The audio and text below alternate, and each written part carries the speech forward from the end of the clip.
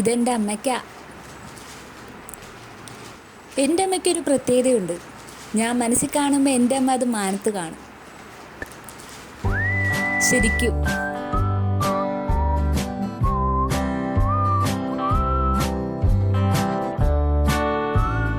അമ്മോ, വല്ലതും പഠിച്ചേ.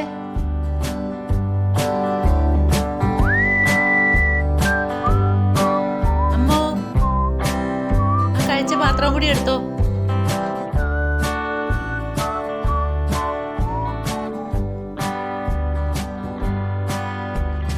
അമ്മോ, വരുമ്പോ ആ ഫാനും കൂടി ഓഫാക്കിയിട്ട് പോരെ.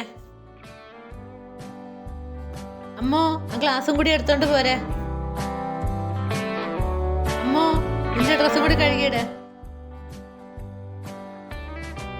അമ്മ,